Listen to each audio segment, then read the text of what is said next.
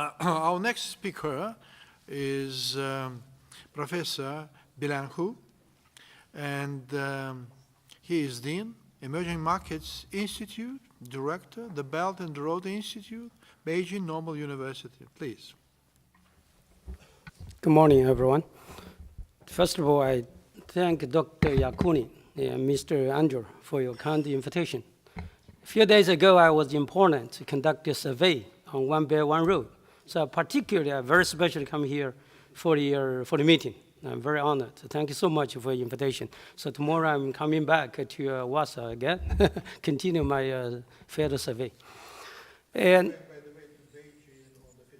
on the 5th, you are going to Beijing 5th. Okay, yeah. Okay, have a lecture in my university. Okay, I tried to return, coming back earlier to your meeting there in Beijing. And we are discussing about the new model of international cooperation by link with the One Belt, One Road. So I would like to share some of my ideas in relating to this regard. So what's new? So what's the new contribution from the One Belt, One Road to international cooperation, the new era, right? And based on my understanding, I think the Belt and Road provides underneath the four new things to building up a new order of international cooperation. Number one, the Belt and Road provide an institutional foundation for international cooperation in this time. You know, I think Professor Zhang Yuyan just mentioned about the institution. And provide the institutional foundation. What kind of international foundation is provided from the One Belt, One Road?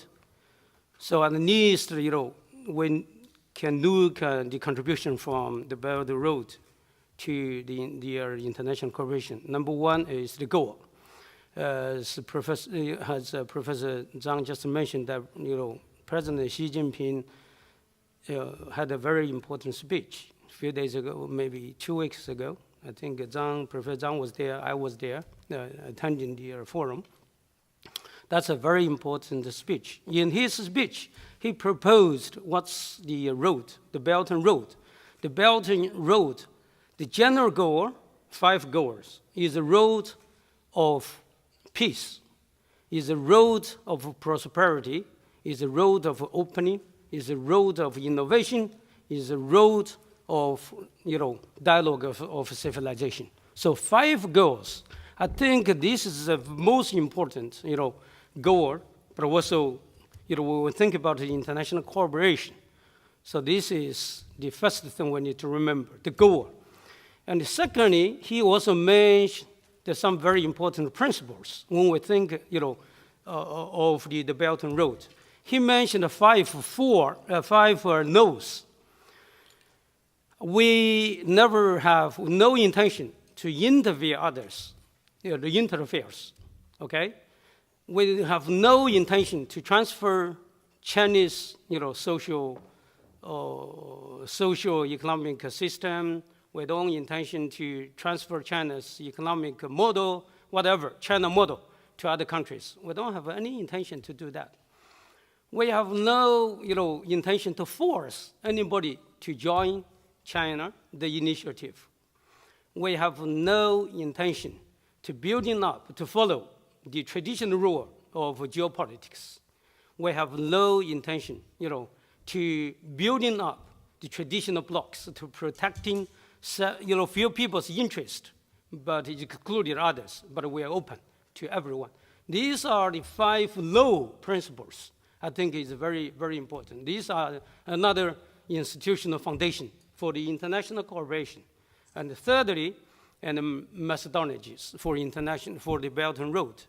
The basic methodologies is we discuss together, we're planning together, right? And then we're building together, we share together. So China just proposed an initiative, everything do, together with others by integrating the strategies and the policies together. So what kind of strategies you have, regardless, 5 years or 10 years, regardless 1 year, We just, try to make them fitting into the framework of the Belt and Road Initiative. If you can do it, we'll do it. So very, practical, no politics. This is the basic, principle or methodology for. So these may be some more. These are some of the important institutional foundations for the Belt and Road. I think this can be shared and can be part of the very important institutional foundations for the international cooperation in the new era of our time.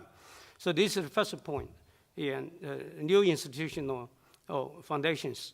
And secondly, the Belt and Road provides some new engine, for economic growth, global economic growth. Number one, everybody just, Dr. Yakunin mentioned that, Professor Zhang, mentioned that, the most important part of the initiative is, building the infrastructure, make the infrastructure globally better connected. But not only, connectivity between the infrastructure. Infrastructure, of course, is directly driven up investment growth, right? So particularly fixed asset investment growth. And secondly, so what is important for Belt and Road to accelerating growth is from the trade issue. Remove a lot of barriers. Just, Eva mentioned that you remove some barriers for international trade. Make more convenience for international trade and international investment. So to reduce the transaction cost worldwide. So this is also good to promote further the trade and investment. This is the second, positively support the economic growth. And thirdly, Professor Zhang also mentioned that China already initiated and was working together with the other many countries to building up much better financial cooperation framework in the new era.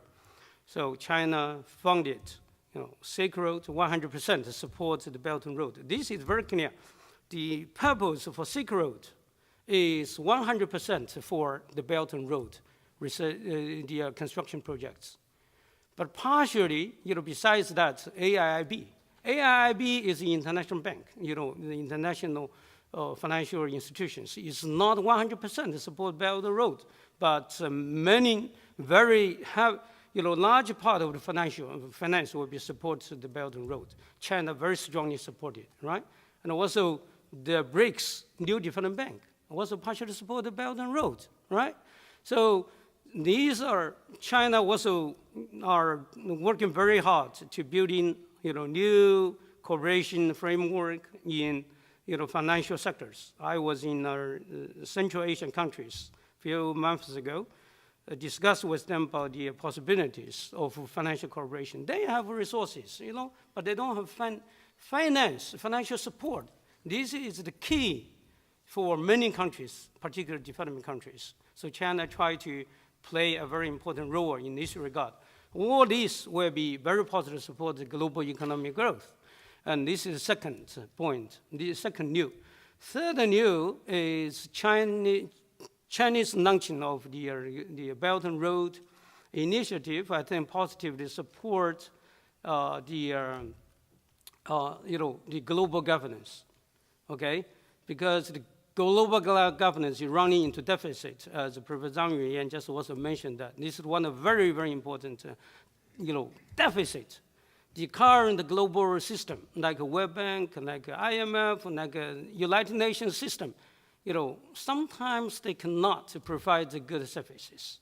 They cannot make adjustments along with the change over time. For example, China's role is very, very limited in the World Bank and in IMF. So this is why China, discuss with World Bank, IMF, to improve a little bit of share of China. We can pump in more money. But they say, no, it's very difficult. This is why, China forced to set up IMIB, not set up, initiated IIIB. IIB is not built by China alone, but working with 77 member countries. This means it's very much welcomed by the other countries, right? More than the members now is much more than ADB, Asian Development Bank, only 64, members, only with, a few years, 2 to 3 years history. So I think it's very good. In China, I think it's thinking about, we're going to provide more public goods or public services like AIIB. It's kind of public goods for the world, for everyone, for the countries, right? So this is also a positive support the improvement of the global governance. Finally, I think it's good, it's paving the road for the better, dialogue of civilization. This is directly linked with, Dr. Yakunin's, the efforts, your guys' efforts. The doc have been working in this area for some years. So I think the Belt and Road was helpful to promote this based on the Belt and Road initiative. This is a very good, platform to strengthen or to have more and better, dialogue among different civilizations. Okay, so these are what I've been thinking 4 areas which the Belt and Road positively contributing to building up a new model for international cooperation. Thank you very much. Thank you.